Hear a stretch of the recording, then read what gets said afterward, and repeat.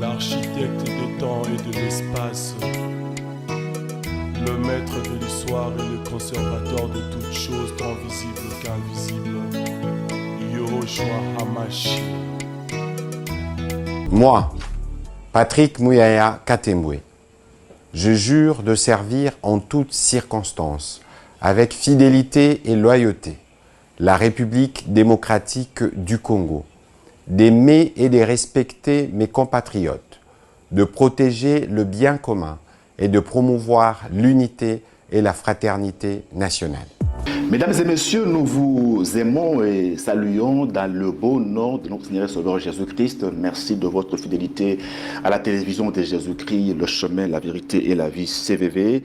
Bienvenue dans cet entretien spécial que nous tournons ici à Brazzaville, en République du Congo, autour de la situation qui prévaut au ministère chrétien du Compas de la Fondation Olangi Wosho, ici en République du Congo. Vous le savez, hein, c'est depuis le 22 août 2022 que nos activités culturelles sont suspendues ici en République du Congo pour des raisons de préservation de l'ordre public. Où est-ce que nous en sommes aujourd'hui, près de 3 ans après? Eh bien, pour éclairer vos lanternes, nous avons le bonheur de recevoir pour vous sur ce plateau la bouche autorisée qui va justement s'exprimer à ce sujet. Et nous avons la foi que chacun de nous sera édifié parce que nous sommes là dans un cadre de redevabilité à la communauté du ministère chrétien du commerce à travers le monde pour que vous sachiez exactement ce qui se passe dans notre siège de Brazzaville et dans tous nos sièges en République du Congo. Donc nous avons la grâce de recevoir Papa Xavier Ndongo Mokana, Papa Shalom. Shalom. Papa Ndongo Mokana, vous le savez, hein, il est le coordinateur national du ministère chrétien du commerce de la Fondation Olangi Wosho en République du Congo. Il est de la promotion Gédéon de Brazzaville. Il est donc le coordinateur depuis 26 ans ici en République du Congo. Première question, Papa Ndongo, comment est votre morale ces derniers jours-ci? Bon, merci beaucoup. Je voudrais d'abord bénir le Seigneur pour cette occasion que CVV nous offre parce que, comme on venait de le dire, cela va faire 3 ans déjà, un peu plus d'ailleurs, que cette crise-là perdure, et nous ne sommes jamais sortis de notre silence. Et aujourd'hui, je crois qu'avec la grâce de l'Éternel, nous allons peut-être éclairer pas seulement les brebis de l'Éternel du ministère chrétien de combat spirituel, mais certainement tous ceux qui ont l'habitude de suivre CVV et tous ceux qui connaissent le ministère chrétien de combat spirituel. Quel est mon moral? Le moral, il est bas. Il est bas, même si nous savons que notre Dieu est celui qui intervient le dernier, mais il y a tellement de coups et des à-coups qu'à un certain moment, le moral baisse quand même. Voilà ce que je peux vous dire. Le moral est bas, la foi aussi est partie? La foi, heureusement qu'il y a la foi quand même. Et c'est avec, à l'aide de cette foi-là que nous comptons continuer le combat parce que nous pensons que la guerre est longue. Et même si d'aventure nous perdions un combat, mais la guerre est là. Une bataille, pardon, oui, une bataille. Nous continuons pour que nous puissions, avec Jésus-Christ, gagner la guerre. Au mois d'août prochain, ça va faire exactement 3 ans depuis que les activités du ministère sont suspendues ici en République du Congo. Nous avons une dizaine de sièges dans les villes de ce pays. Le peuple de Dieu, dont vous êtes le coordinateur national, quel est son état d'esprit? Comment s'en sort-il moralement et spirituellement? Effectivement, ça c'est une question majeure. C'est une question majeure parce que lorsque nous rencontrons des sœurs, des mamans, des frères dans les rues, nous leur demandons ce qu'ils prient maintenant, puisque le ministère est suspendu, les activités sont suspendues. Certains nous disent, oui, moi j'essaie de prier dans telle église. D'autres encore nous disent, non, papa, nous restons à la maison jusqu'à ce que peut-être que Jésus-Christ va venir et nous sortira de cette situation. Donc c'est dire que la situation est mauvaise pour le peuple de Dieu. Elle est mauvaise. Elle est mauvaise. Et je n'aimerais pas être à la place de ceux qui sont à l'origine de cette situation. Alors, le 14 février dernier, le gouvernement, par le biais du ministère de l'Intérieur de la décentralisation, a accordé aux 2 parties, disons ça comme ça, un délai de 30 jours pour que vous puissiez vous mettre ensemble en vue de la réouverture du ministère. Une grosse montagne qui a étrangement accouché d'une souris, et pourtant vous êtes réunis au Mont-Carmel. Pourquoi ça n'a pas marché? Bien, effectivement, sous l'auspice du ministère de l'Intérieur, ou particulièrement par l'intermédiaire de la commission ad hoc du ministère de l'Intérieur, nous avons été priés de nous retrouver. Et un calendrier a été rédigé. Au commencement, il fallait la prière d'abord, parce que avec la prière, bien sûr, les cœurs de fer vont devenir des cœurs de chair. C'est ce que tout le monde espérait. Et qu'après cette période de prière, nous devions regarder nos textes, puisque le ministère de l'Intérieur nous demandait de revisiter nos textes pour voir s'il y a des éléments qui vont à l'encontre des lois de la République. C'est ce que nous avons fait. Mais déjà, sur la phase de la prière, les choses étaient difficiles. Les choses étaient très difficiles parce que nous autres pensions que nous avions tous péché. Et si nous avions tous péché, il était question que nous puissions nous repentir. Et la repentance sincère, comme vous le savez, elle vient par l'humilité de la prière. Donc tout le monde devait se mettre à prier. Mais hélas, je vais vous surprendre, il y a des frères qui ont pensé qu'ils ont déjà fait leur repentance, qu'ils n'avaient pas besoin de se mettre en prière. Et même qu'ils voulaient être des orateurs. Nous disions non. Nous ne pouvions surtout pas monter sur le podium pour pouvoir exhorter et diriger les prières parce que nous estimons que nous sommes tous sales et que nous avons péché. Donc c'est tout le monde qui devait se mettre à genoux pour demander à ce que l'Éternel change nos cœurs. Malheureusement, en dépit de tout cela, il y a des frères qui se sont déconnectés de nous et qui se sont faits orateurs.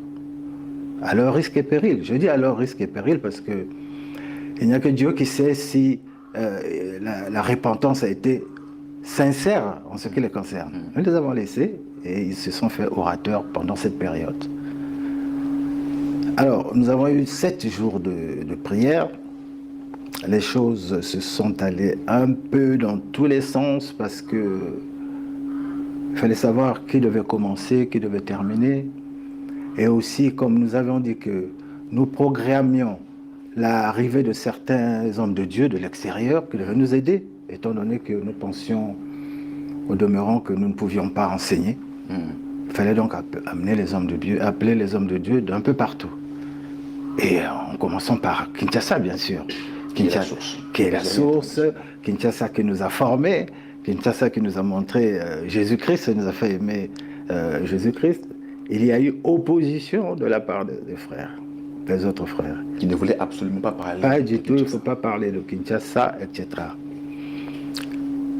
Nous avons pensé également que notre berger devait être là, c'est-à-dire Papa Alain Olangui, pour plusieurs raisons. D'abord, le ministère de l'Intérieur nous avait donné l'ordre d'aller dans notre lieu de prière. Ça signifie qu'il y a une responsabilité déjà du ministère chrétien de combat spirituel, en ces lieux-là. Tout à fait. Donc nous pensions qu'il fallait, étant donné qu'il y avait une partie de prière très claire, il fallait que le président Alain vienne. Mais les frères, comme nous l'appelions de l'autre frange, ont refusé que le frère Alain vienne. Or, Papa Alain devait venir pour la première raison que j'ai notée tout à l'heure, c'est-à-dire que c'est le grand patron de la structure. C'est le berger central. Le berger, ça c'est un. Et deuxièmement, c'était aussi une occasion. Nous pensions, quant à nous, que c'était une occasion en or pour qu'il puisse demander pardon. Pourquoi demander pardon? Vous vous souviendrez, Christophe, que nous sommes allés à Kinshasa. Nous sommes humiliés devant le peuple de Dieu, devant le monde entier d'ailleurs, puisque la presse nous suivait. Nous avons demandé pardon pour les autorités du Congo-Brazzaville, étant donné que certains étaient effarouchés du fait que certaines choses avaient été dites sur le nom des autorités. Nous demandions donc pardon aux autorités. Nous avons demandé pardon expressement à chacun de nos frères, nommément. Tout à fait. Bien. Alors, on est étonné que lorsque nous arrivons ici, il n'y a pas eu retour de l'ascenseur. Le pardon, nous l'avons appris. Quand vous demandez pardon à un frère, en fait, où il vous dit « je refuse votre pardon », ou alors il vous dit « bon, j'accorde le pardon », et vous embrassez, puis ça se termine. Donc nous voulions que Papa Alain vienne, puisque certains disaient ici que non, le pardon de loin, ça vaut rien, il fallait que les gens soient là. Tout à fait. Donc nous voulions que Papa Alain vienne.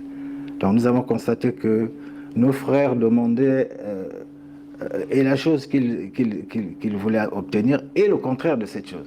Mais ils avançaient quelles raisons pour justifier ce refus? Bon, le refus était simplement dû au fait qu'ils ne veulent pas entendre parler des autorités de Kinshasa. Pourquoi? Bon, parce que quand on est dans une rébellion, la rébellion se définit aussi par le refus des autorités, le rejet des autorités établies. Donc c'est tout à fait clair.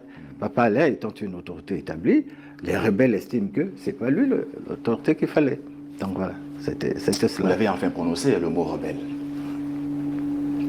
C'est effectivement une rébellion.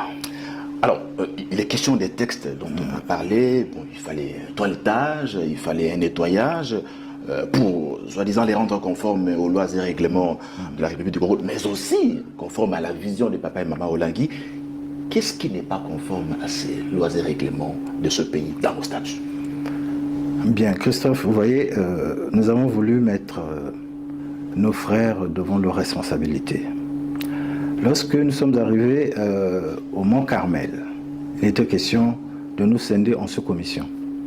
Personnellement, j'ai fait de telle sorte que les frères qui estimaient qu'il y avait à redire sur les lois de la République, je les ai mis comme responsables de la sous-commission qui devait revisiter les textes. Mais à notre grande surprise, aux plénières, au lieu de nous égrener tous les faits qui leur donnaient raison, ils nous ont présenté un projet de statut qui n'était rien d'autre que le projet de statut d'une nouvelle structure. Une nouvelle structure qui, à son article 1, disait le présent statut il est créé une association qui jouit de l'autonomie spirituelle, ça veut dire que en dehors de la vision qui existe. Exactement. Donc au lieu d'égrener ces éléments qui faisaient qu'on puisse voir s'il y avait manquement dans nos statuts, non, en la place, on nous amène un statut d'une création, d'une nouvelle structure. Et c'est ça qui a été vraiment le point d'achoppement. Les frères se sont étonnés, nous nous sommes dit que nous ne sommes pas venus ici pour ça. On n'est pas venus pour créer une nouvelle structure. Nous sommes ici en tant que membres du ministère chrétien du combat spirituel de la fondation Olengi Osho, dont la centrale se trouve à Kinshasa. Donc, s'il y avait des choses à voir entre nous, les frères et les sœurs, mais on reverrait ces choses-là, mais on n'irait pas là, on ne viendrait pas pour créer une nouvelle structure. Parce que les frères ont voulu créer une nouvelle structure. En fait, leur propre structure. Effectivement. Mais ce qui est étonnant, c'est que lorsque vous le dites, lorsque vous le rappelez, lorsque nous le mettons dans notre rapport de fin de réunion, les frères nient que non, ce n'était pas cela. C'est pas vrai. C'est un déni étonnant. Un déni étonnant parce que si on pense qu'on ne dépend plus de Kinshasa, si on pense que le siège de Brazzaville est organisé autrement, c'est-à-dire qu'à la tête il y ait une structure, super structure spirituelle, etc., dirigée par des moines, des prêtres, je ne sais pas trop quoi, ça signifie qu'on est hors de la vision du ministère chrétien du combat spirituel. Ça veut dire que c'est tout à fait autre chose. C'est tout à fait autre chose. Ce n'est plus le ministère chrétien du combat spirituel. C'est cela. Nous parlons de l'Assemblée générale extraordinaire. L'opinion voudrait connaître quelles sont ses prérogatives, telles qu'est prévues dans nos statuts, et quelle est l'autorité qui est habilitée à la convoquer et dans quelles circonstances. Bien, je crois que en mathématiques, on nous apprenait qu'il fallait d'abord définir le domaine de définition, enfin si j'ose me répéter, d'une équation. Vous voyez, quand vous n'avez pas défini le fameux domaine de définition, on ne peut pas aller loin. On ne peut pas aller loin parce que il était question pour nous, effectivement, d'être là en tant que membre du ministère chrétien du combat spirituel, pas autre chose. Pas autre chose.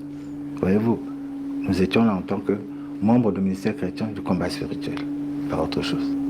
Je ne sais pas si je répondais à votre question. L'Assemblée générale. Oui, l'Assemblée générale. L'Assemblée, oui, voilà. voilà, ça c'est très très simple.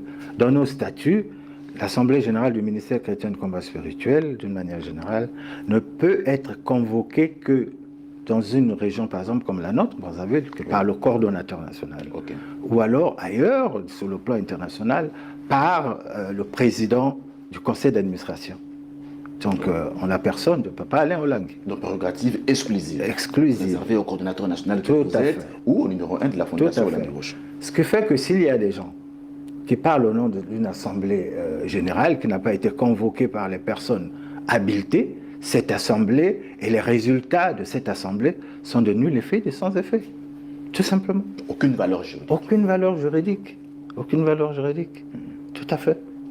Ce qui fait qu'il y a eu des assemblées générales qui se sont tenues sans que nous ayons été informés.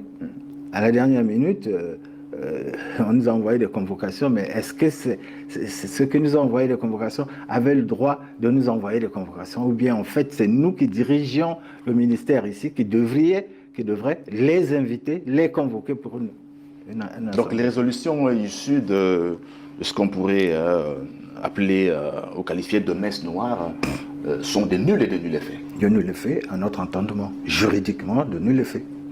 De nul effet. Alors, au terme de 30 jours qui vous ont été accordés par Pandongo, vous avez donc là élaboré le PV que vous avez remis à l'autorité. Qu'est-ce que vous avez dit dans ce PV? Bon, en substance, voici ce que nous avons dit, parce que il faudrait peut-être que je rappelle qu'il n'y a pas eu entente tout le long de ce mois que nous avait accordé le ministère de l'Intérieur. Et à la fin, bien sûr que ça a été le rapport du coordonnateur que je suis. Tout à fait. Parce que, d'une manière claire et nette, le président du comité ad hoc du ministère de l'Intérieur m'avait pointé du doigt pour dire « rassemblez vos frères et trouvez-nous des éléments qui fassent que vous vous rassembliez pour que nous puissions ouvrir ou fermer définitivement le ministère. » Donc c'était à moi de produire le rapport. D'abord pour cette première raison. La deuxième raison, c'est qu'il y avait tellement une dissension que personne, les autres, ne pouvaient pas accepter de venir signer le rapport. Et même nous avions soumis ce rapport à la vindicte de tout le monde.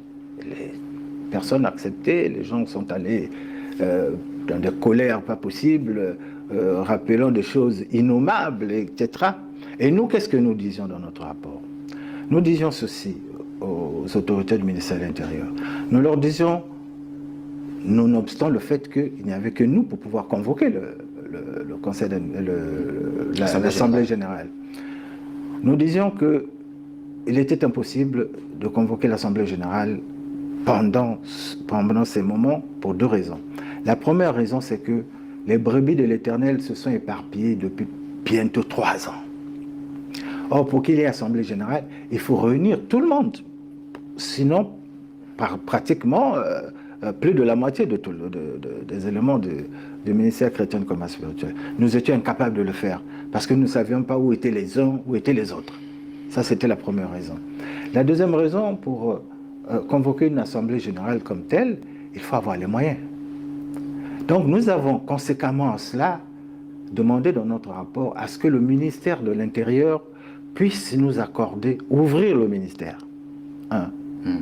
Pendant 8 ou 10 mois, ça nous permet de retrouver les brebis de l'Éternel et à partir de ce moment, nous pouvions ouvrir l'Assemblée, nous pouvions convoquer une Assemblée générale. Voilà les conditions que nous avons données. Qui se pencherait alors sur quoi, cette Assemblée générale-là? Qui traiterait quel dossier? Quel problème? Mais cette Assemblée générale, d'abord, traitait de la crise qui subsiste. La crise qui subsiste, peut-être que nous parlerons en d'autres temps de l'origine de cette crise. Il s'agissait de traiter justement de la crise qui subsiste et qui divise les enfants. Parlons-en justement, oui. Papa Ndongo Mokana, pour le chrétien combattant lambda. Quelle est la bombe des discordes? Bien, vous savez que chaque fois qu'il y a une guerre, on cherche les causes de cette guerre. Chaque fois qu'il y a une crise, tous les historiens commencent par savoir quelle était l'origine de la crise. La Bible nous dit que dans le ciel, il y a eu une crise entre le Créateur et ses adjoints, ses anges, les plus qualifiés, les plus aimés. Et il y a eu guerre, certains anges ont été précipités sur la terre parce qu'ils s'étaient rebellés contre l'Éternel.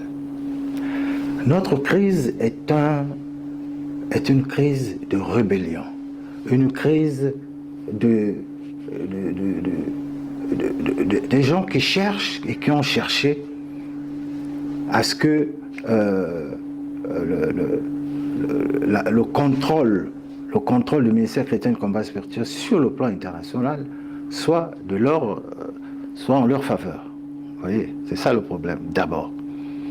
Et quand cela n'a pas marché, il y a des frères qui ont commencé à créer la rébellion. Une rébellion ne vient pas dans le néant comme ça, il y a toujours quelqu'un qui commence. Quelqu'un qui commence, parfois pour des raisons inavouées. Et ceux qui viennent après, parfois, ils ne savent pas pourquoi nous sommes en rébellion. Mais la rébellion, au niveau du ministère chrétien de combat spirituel, c'est un problème de leadership. Et lorsque vous direz à ces frères-là que votre problème essentiel, c'est un problème de leadership, évidemment, ils sont dans le déni, ils vont dire non, c'est pas ça, c'est autre chose. Ils ont commencé à penser à autre chose. Mais autre chose, c'est quoi? Écoutez, d'aucuns parlent de problèmes de finances, etc. D'accord. Mais nous sommes tous assis pour regarder à peu près, puisqu'on avait transmis un mémorandum à Kinshasa. Oui. Et dans ce mémorandum, sur les problèmes de finances, il était clair que nous avions trop de loyers à Brazzaville et au Congo d'une manière générale. Il s'agissait donc pour nous de diminuer les loyers pour que, sur le plan financier, nous puissions nous en sortir. Mais pour qu'on le fasse, il a fallu aussi, à un certain moment, voir un peu quels sont les frères et sœurs qui étaient qui s'occupaient de ces choses. Et à un certain moment, nous étions à un moment très important de la marche de notre ministère. C'était l'anniversaire, la 30e, 32e, 33e anniversaire du ministère chrétien de combat spirituel. 31e anniversaire. 31e, voilà. En 2022. Voilà. C'est quand même des périodes tout à fait charnières où il faut parfois changer les choses. On a changé de frères, on a changé de sœurs. Le mécontentement est venu de là aussi. Et ceux qui étaient qui avaient dans l'esprit le problème du leadership, on en profitait pour essayer d'encenser les frères et sœurs qui se disaient que non, moi je ne peux pas laisser ce poste parce que, voyez-vous, les gens ont beau jeu, il y a des frères qui ont beau jeu de lancer un peu en public le film de Maman Olang, où elle dit que chaque siège est autonome. Chaque siège est autonome. Mais l'autonomie dont fait allusion Maman Olang, c'est l'autonomie financière. Absolument. Ce n'est pas... l'autonomie spirituelle? Non, pas du tout, surtout pas la spirituelle, c'est pas possible, voyez-vous. Donc c'est l'autonomie financière, et cela était vrai. Cela était vrai. Donc pour Maman Olang, non, il était question que lorsque nous avons des grands séminaires, lorsqu'on a eu suffisamment d'argent, nous regardions d'abord qu'est-ce que nous pouvons faire chez nous, qu'est-ce qui manque, etc., etc. C'est de ça que parlait Maman Olang. Mais d'aucuns ont confondu cela avec une indépendance. Non. Avec une indépendance. Si c'était cela, ça signifiait que nous ne dépendions plus de la même Maman Olang, ni de sa vision. Ce n'était pas une indépendance. C'était une autonomie financière.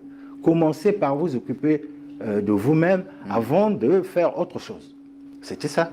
C'est ça le problème. Donc nous comprenons qu'au fond, c'est la démarche d'une personne qui profite de son rang social pour instrumentaliser d'autres personnes et parvenir à ses fins. Donc devenir le responsable numéro 1 du ministère ici en République du Congo. C'est exactement l'instrumentalisation. Hein, c'est le mot qui m'échappait. Merci beaucoup, Papa Christophe. C'est cela. C'est cela parce que je vous ai dit qu'une rébellion commence toujours par une étincelle quelque part, par un mécontentement.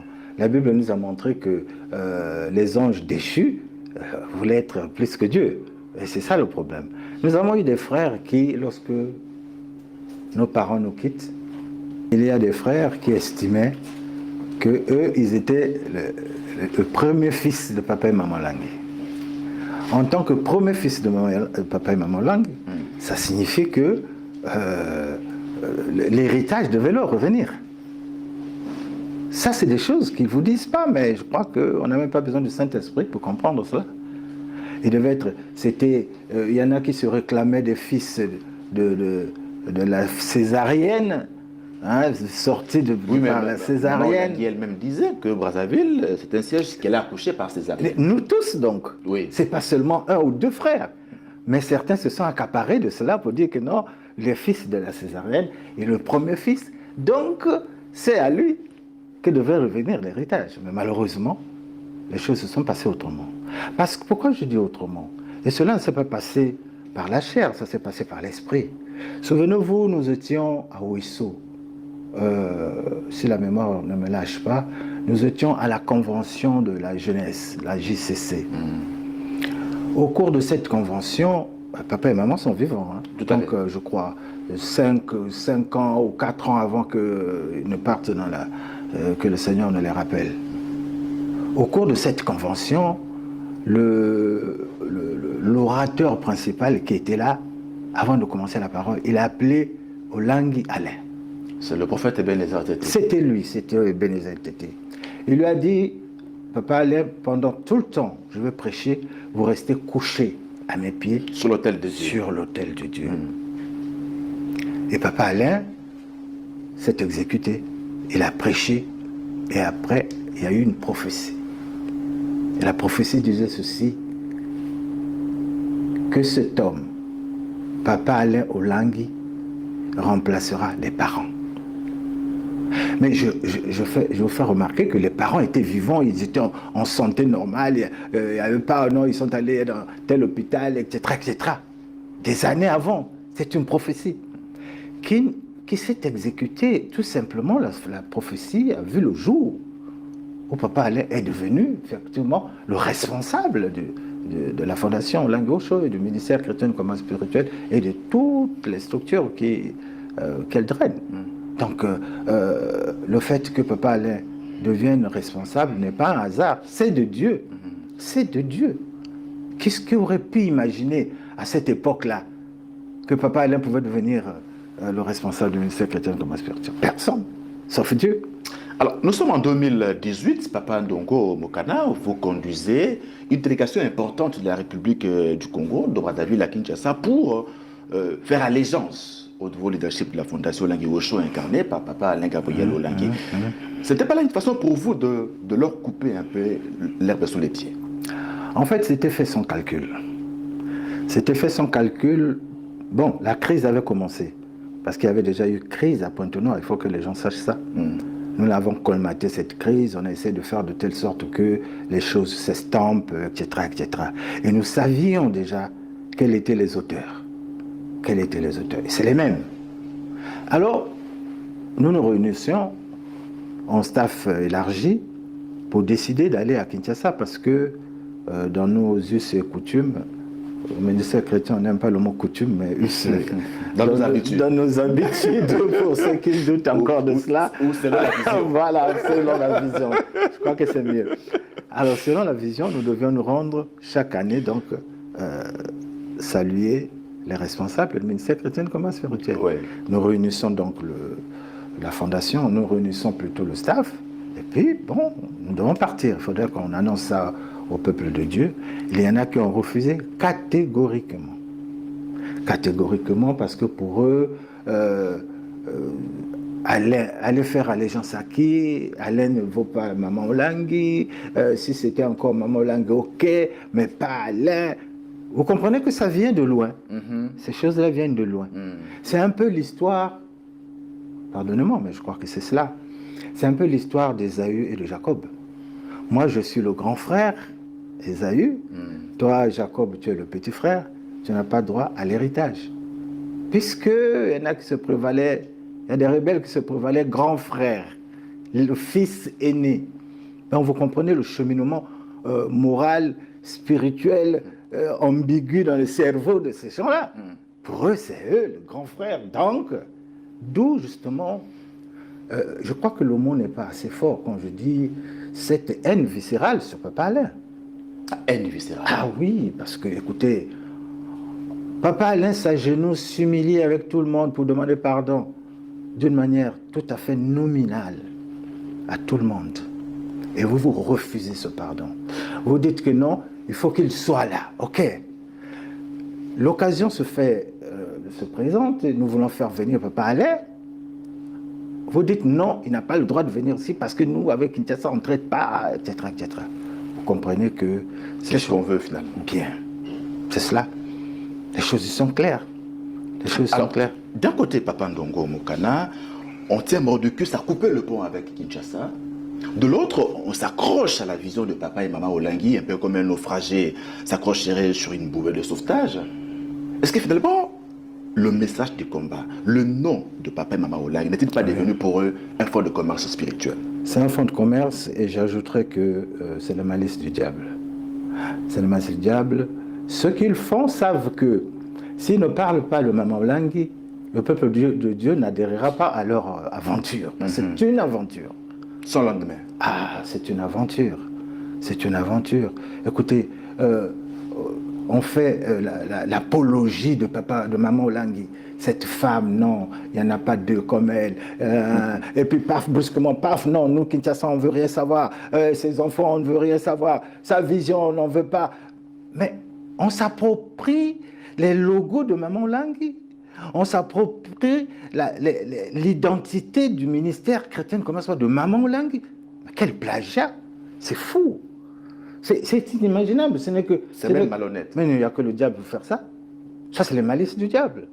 C'est les malices du diable. C'est pourquoi, écoutez, pendant cette prétendue assemblée générale, il y a une autorité spirituelle, une grande autorité spirituelle, qui n'est pas des moindres d'ailleurs, la première des églises de réveil. Je vais citer son nom, il s'agit du pasteur Thibota. Quand il a pris la parole, il a dit, je vous exhorte à une chose, ce que vous vivez c'est un peu ce qui est arrivé à Abraham et Lot, son neveu. À un certain moment, Abraham a eu la présence d'esprit de dire à son neveu, nous allons nous séparer. Pour que la paix continue à régner dans la famille, nous allons nous séparer. Mais la question que nous nous posons, c'est celle-ci. Pourquoi les frères rebelles, qui ne veulent plus de Kinshasa, pourquoi ne partent-ils pas tranquillement? Et puis nous laisser, nous autres qui sommes toujours affiliés à Kinshasa. Pourquoi ils ne parlent pas? Non, parce qu'ils disent qu'ils ont dépensé suffisamment pour que nous ayons le patrimoine que nous avons. C'est leur argent. Alors ça fait rire. Ça fait rire parce que j'ai peur de dire que c'est des prétextes des païens. Un chrétien ne peut pas dire ça. Nous connaissons très bien dans la Bible l'histoire de cette pauvre femme qui avait très peu de choses et qui a donné pour l'avancement de l'œuvre de l'Éternel, comme nous l'appelons d'une manière moderne maintenant. Mais même si tu as toi tu donnes plus, mais nous donnons tous à la maison de l'Éternel, au même titre. Et surtout, on ne peut plus reprendre. Ça appartient à Dieu. Papa Ndongo Mokana, vous êtes le coordonnateur national du ministère chrétien du commerce de la Fondation Olengi Osho en République du Congo depuis 26 ans. Comment l'êtes-vous devenu? Bien, je crois que c'est une question fondamentale. Une question fondamentale parce que lorsque je suis désigné comme coordonnateur national, il y a plein de frères, beaucoup de frères, qui pouvaient aussi assumer ces fonctions. Mais qu'est-ce qui s'est passé? Maman Olengi ne faisait jamais rien sans demander à son Dieu. Elle est rentrée en prière, elle était en retraite, en jeûne, et Dieu lui donnait la réponse à ce qu'elle cherchait. C'était comme ça. Maman Olengi est rentrée. Et c'était unilatéral, ça concernait tout le monde, tous ceux qui ont été nommés comme tels. On se disait parfois, pourquoi moi et pas un autre? Parce que son Dieu lui a dit, c'est un tel qui doit pouvoir s'assumer comme tel. Donc voilà. Et nous pensons que c'est comme ça que les choses doivent se passer. Ce n'est pas des votes à main levée ou des votes sous le lit. Nous allons en parler, papa. Bien, Nous allons en parler. Alors, 25 ans que vous êtes à la gestion du ministère au niveau de la République du Congo, vous connaissez comment les choses se font dans la vision. Avez-vous déjà vu ou entendu parler dans un siège que les membres de la coordination nationale ont été élus par des hommes? Non, je vous réponds tout de suite que non, jamais. Jamais. Jamais, du haut de mes 26 ans d'expérience, j'ai jamais entendu parler de ça. Jamais. Jamais. C'est la direction internationale, comme je vous l'ai dit tout à l'heure, qui rentre en prière. Et maman, quand elle est rentrée en prière, il y a toujours une équipe aussi qui est en prière, qui l'accompagne. Qui l'accompagne. Et puis, à l'issue de cela, bon, les noms de certains frères sortaient. Et parfois, ça vous étonnait. Ah tiens, un tel, pourquoi lui? Mais oui, mais ça vient du Saint-Esprit. Ça a toujours été comme ça. Prédicateur de la Bible, hein, Papa Ndongo, connaissez-vous un apôtre de Jésus qu'il est devenu parce qu'il a été élu par les hommes et non pas mis à part par Dieu comme l'ont été plutôt Paul et Barnabas? Oui. Mais vous savez que l'exception fait la règle. L'exception fait la règle. Il y a des moments d'urgence qui peuvent faire que on puisse, par exemple, nommer quelqu'un. C'est toujours possible. On le nomme. Mais je ne crois pas qu'on aligne les gens pour essayer de voter. Je ne crois pas. Vous savez, en guerre, par exemple, lorsqu'un pays est en crise, dans l'armée, les militaires vont très vite en grade. Vous étiez capitaine par rapport à vos actes de guerre, de bravoure. On vous nomme aussitôt commandant, et celui qui était caporal devient sergent, et à la fin de la guerre, les gens de galant qui montent. C'est-à-dire qu'il y a des situations d'urgence qui n'attendraient pas que la procédure soit toujours la même. Ça, c'est des cas d'urgence. C'est toujours possible. C'est toujours possible. Voilà. Apôtre après élection. Quelqu'un a parlé de la théâtralisation du sacré. Hein. Je ne voudrais pas relier ce qu'il a dit. Alors, Papa Alain Kabila Lolangui, dans sa décision qu'il a prise le 18 avril, radiant ces rebelles, comme vous l'avez très bien dit, des dissidents pour leur persistance et entêtement avéré, a créé la dissidence au sein de la communauté du ministère chrétien du combat spirituel. Papa Alain vous a chargé, vous, coordonnateur national, pour assurer l'exécution de cette décision de radiation. Quelles dispositions avez-vous déjà prises à ce niveau? Bon, il y a eu des ampliations de cette décision à toutes les autorités, aussi bien de la RDC que de la République du Congo. Pourquoi RDC et pourquoi aussi Brazzaville? Parce que nous sommes un ministère international.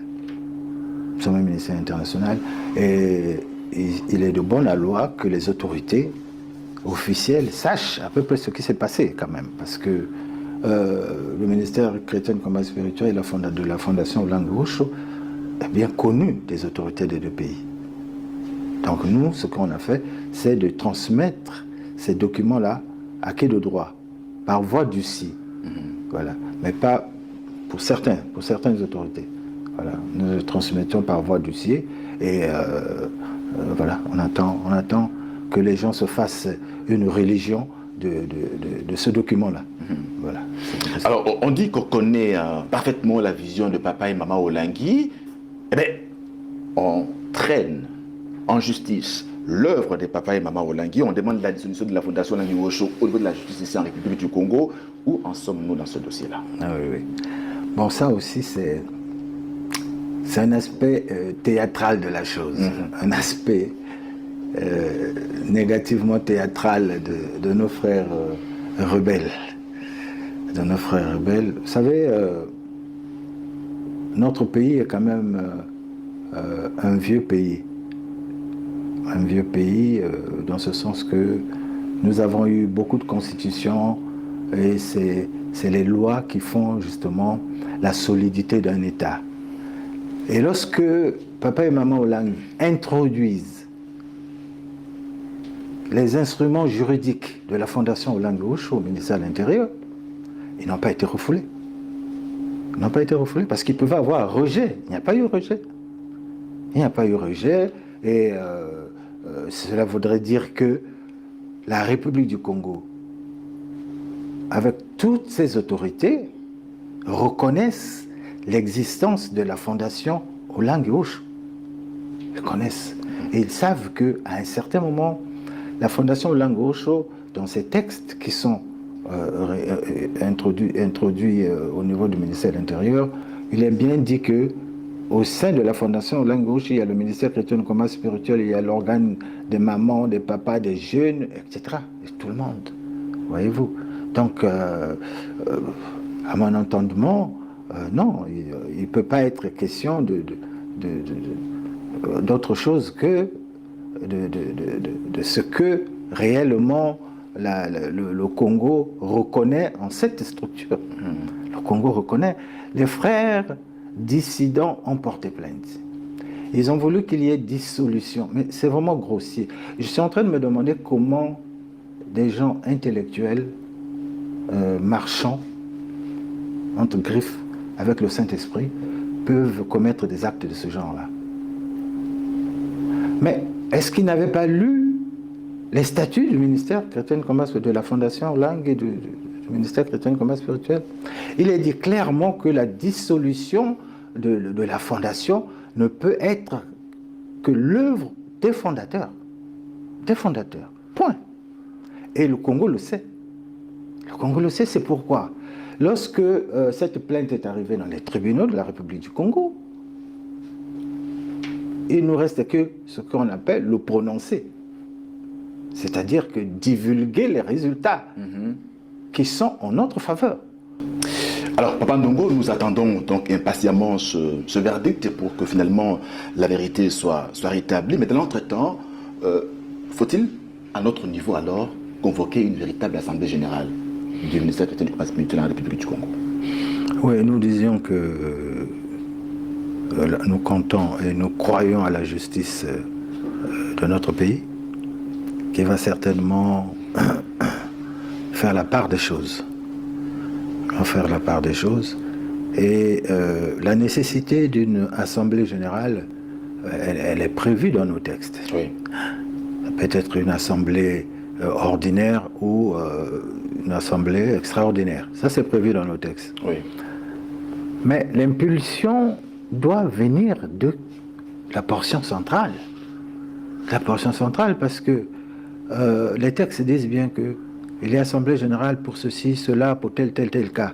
Et parmi ces cas-là, il y a, par exemple, la revisitation des statuts, par exemple. Mais si nous revisitons les statuts à Brazzaville, il y aura un impact aussi ailleurs, étant donné que notre ministère est un ministère international. Tout à fait. Bien. Donc, je conçois très bien, et d'aucuns conçoivent que si on revisite les textes ici, il faut que ces textes soient également revisités un peu partout. En dehors des petites nuances d'ici et là, les choses doivent se passer de cette manière-là. Voyez-vous? Et nous attendons donc que le Congo, disons, les tribunaux puissent rendre justice. Je ne sais pas trop ce qui va se passer, mais nous avons la foi que les choses se passeront d'une manière tout à fait légale, et propre et juste. Voilà. Alors, le gouvernement dit vouloir rouvrir le ministère. Mais quel ministère finalement va-t-il rouvrir? J'aime bien les gens qui disent « bonne question » aux journalistes. Ils disent « très bonne question », comme si les journalistes n'étaient pas intelligents. Alors je vais me permettre de te dire « bonne question ». Merci beaucoup. Parce que, écoutez, le gouvernement congolais a suspendu le ministère chrétien du combat spirituel de la fondation Langue Osho, dont le siège central se trouve à Kinshasa. Tout à fait. Et s'il y a ouverture, mais il s'agira bien de ce même ministère. Il ne s'agira pas d'autre chose. Ça sera le ministère du chrétien du combat spirituel de papa et maman Langue. Pas autre chose. Parce qu'on ne nous laisse pas entendre après que non, le ministère est ouvert et puis c'est le ministère des dissidents. Non, personne n'est aveugle. Personne n'est aveugle et je crois que les autorités du pays ne vont pas commettre ces erreurs-là parce que, écoutez, c'est trop enfantin. C'est trop enfantin. Papa Ndongo, il y a quelque chose qui qui nous préoccupe, parce que pendant le moment de pendant la crise, nos frères, comme vous le dites, ont créé une structure pour rebâtir ce qu'ils ont à rebâtir. On a l'impression que ça n'a pas marché là-bas, et qu'ils disent, bon voilà, c'est un peu une coquille vide, revenons et récupérons le ministère. Bon, je ne suis pas même de juger dans ce sens-là, mais ce que je sais, c'est que lorsque notre ministère a été suspendu, les brebis allaient à gauche et à droite. C'est peut-être le droit de certains d'aller aussi chez certains autres, ce que nous appelons peut-être les rebâtisseurs. C'est toujours possible. Chacun de nous essaie de retrouver son Dieu, essaie de s'occuper, de reprendre sa vitesse de croisière dans la prière. Et il y en a qui sont partis dans cette institution que tu as citée tout à l'heure. Mais il faut dire que cette structure a été créée bien avant la grande crise. Bien avant la grande crise. Est-ce que dans l'esprit de ses géniteurs, il était question de rassembler toutes les brebis du ministère chrétien de combat spirituel? Je n'en sais rien. Mais ce que je sais, c'est que si tel était leur Calcul. pensée et calcul, les choses ne se sont pas faites dans ce sens-là. Parce que la foule n'a pas suivi. Pas du tout. Pas du tout. Pas du tout. Alors, à maintes reprises, ici, vous parlez de Kinshasa, Bergerie internationale. On vous reproche justement d'être intimement lié à Kinshasa, de dépendre de Kinshasa en tout et pour tout. Bon, mais écoutez, moi je crois que c'est des gens qui ne connaissent pas les textes. Moi je suis d'abord d'une formation de soldat. Un soldat sait que pour gagner la guerre, il faut la discipline. Pour qu'il y ait discipline, il faut savoir à qui on rend compte de tout ce qu'on fait. Mais je veux rendre compte à qui? Je suis en cordeau d'un siège, d'un pays, d'un ministère qui dépend de la fondation Languedoc, de la centrale de Kinshasa. Mais je rends compte à Kinshasa. N'en déplaise à ceux qui ont des relents de xénophobie. Ça, je le dis clairement. Je suis désolé. Je suis désolé. Je rends compte à Kinshasa. Vous voulez que je rende compte à qui? Non. C'est tout à fait normal. Papa Ndongo, c'est une véritable machine qui a été mise en place pour arriver à cette fin-là. On considère que c'est vous, le verrou, qui empêchait justement qu'on atteigne ces résultats-là. Ils auraient bien voulu que vous rendiez le tablier pour qu'ils aillent quartier libre. Pourquoi vous vous accrochez à servir ce Dieu au ministère chrétien? C'est très simple, parce que c'est un sacerdoce. C'est un sacerdoce. Vous savez, si on revenait sur le témoignage de chacun d'entre nous, du moment où nous avons accepté Jésus-Christ comme Seigneur et Sauveur, on comprendrait beaucoup de choses. On comprendrait que c'est grâce à ce Dieu-là de Papa et Maman Olang que nous avons changé, un peu quand même, puisque nous disons que le changement, la délivrance, c'est un processus. Au moins cela. Donc, à cela s'ajoute le sacerdoce du fait que nous sommes à un niveau de commandement quand même de ce ministère-là. Donc on ne peut pas comme ça lâcher les choses, non. Nous jouons notre rôle. Nous jouons notre rôle et quitte à ceux qui sont en face de nous mener la guerre d'une manière, j'espère, loyale, tout simplement. Parce que toute guerre doit être loyale. Il y a le droit de la guerre qui est là, il y a des choses qui sont toujours cadrées, il ne faut pas le faire n'importe comment. Même dans le Christ, c'est clair et c'est net. Lors d'une de vos prédications à la Cité de Triomphe, après le départ des parents, je crois nous sommes en 2019, vous dites entre autres que ce ministère n'est pas un bateau ivre. Alors, ici en République du Congo, au regard de la situation actuelle, cette phrase est-elle toujours effective? Comment voyez-vous l'avenir de ce ministère ici dans ce pays? Bon, je crois que le poète Rambaud, qui avait fait allusion au bateau ivre, s'il se réveillait maintenant, et si on le soumettait le cas de notre ministère en République du Congo, je crois qu'il se dirait qu'il y a quand même des vagues, qu'il y a quand même des roulis, qu'il y a quand même le bateau bouge. Quand Tout même. à fait. Tangue. Il tangue, voilà. Il tangue quand même. Mais l'un des éléments que le Seigneur nous a donné, c'est la foi aussi. C'est la foi. Nous nous disons, quelles que soient les vagues, quels que soient les mauvais temps, nous arriverons à bon port. Voilà ce que je C'est l'assurance que nous avons, d'autant plus que le commandant de ce bateau est à bord. Alors, on va donc terminer par là, Papa Ndongo. Je voudrais que vous puissiez adresser un message aux autorités qui nous suivent et qui ont en charge de ce dossier. Ça, c'est le premier volet de la dernière question. Et aussi un message à toute la communauté du ministère chrétien de la Fondation Landi Wosho en République du Congo. Oui. Bon, mon message, il est très simple. Il est très simple. Je voudrais d'abord m'adresser au peuple de Dieu. Au peuple de Dieu, du véritable ministère chrétien de combat spirituel qui avait été inspiré à papa et à maman Olangi par l'Éternel. Que la Bible nous dit que chaque chose a son temps. Chaque chose a son temps. Il y a un temps de traversée du désert et il y a un temps où on arrive à Cana. Personnellement, je crois qu'ils doivent espérer qu'ils arriveront à Cana. Ils arriveront à Cana. Et aux autorités du pays, je dis que moi, personnellement, je fais confiance à la justice de notre pays. Ça signifie que je fais confiance aux autorités qui nous dirigent. Et je voudrais ici faire allusion particulièrement, dans le cas qui nous concerne, évoquer la commission ad hoc du ministère de l'Intérieur. J'ai toujours dit que ces autorités vont faire leur religion de ce problème qui nous concerne. C'est-à-dire qu'ils vont, ils vont réfléchir, ils vont confronter les éléments et ils décideront, je crois, en connaissance de cause.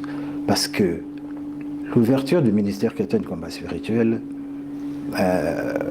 disons la fermeture, ou la menace qui nous est toujours faite, non, si vous ne vous entendez pas, on fermera définitivement. J'avais dit dernièrement au président de cette commission, enlevez-nous l'épée de Damoclès qui est sur nos têtes, nous allons partir, nous entendre avec les frères. Mais il se passe que la Bible aussi nous dit que lorsque deux personnes ne se conviennent pas, ils ne peuvent pas marcher ensemble. Tout à fait. C'est impossible. Vous avez beau faire, mais on a beau faire. Le ministère de l'Intérieur a beau faire. Il a beau nous chercher à nous réunir, mais on n'arrive pas à nous entendre. Moi, si j'étais à la place des autorités, je dirais ceci. Écoutez, vous n'arrivez pas à vous entendre. Vous autres, qui êtes du ministère chrétien de combat spirituel, de la Fondation Olangi, dans la Olangi Wosho, dans la centrale se trouve à Kinshasa, mettez-vous de côté. Et vous qui n'en voulez pas, allez créer votre affaire. Moi, si j'étais à la place de ces autorités... Ils en ont déjà une, hein? C'est ce que j'aurais pu faire. Je compte fort que ça sera la démarche de nos autorités aussi. Je suis en train d'espérer que ça va être cela. Voilà ce que je peux vous dire, Papa Christophe. Papa Ndongo Mokana, il ne nous reste plus qu'à vous dire chaleureusement merci d'avoir répondu à nos questions. Surtout merci d'avoir éclairé notamment l'interne de l'opinion publique du ministère chrétien du combat spirituel qui a vu véritablement de quel côté se trouve la vérité. Merci et nous reviendrons ici pour célébrer la réouverture du ministère. Merci Papa Etenda et que toute la gloire soit pour notre Seigneur Jésus-Christ. Merci beaucoup, mesdames et messieurs, aux chrétiens combattants du siège de Brazzaville et de tous les sièges de la Fondation Olangi Wosho ici en République du Congo. Nous voudrions partager avec vous ce que l'apôtre Paul a écrit aux Romains, chapitre 8, au verset 18. J'estime que les souffrances du temps présent ne sauraient être comparées à la gloire à venir qui sera révélée pour nous, membres du ministère chrétien du combat spirituel de la Fondation Olangi Wosho en République du Congo. Quelle que soit la durée de la nuit, le jour finit par poindre parce que Jésus-Christ nous a rassurés dans sa parole que les ténèbres n'ériront pas toujours. Merci de votre attention et à la prochaine.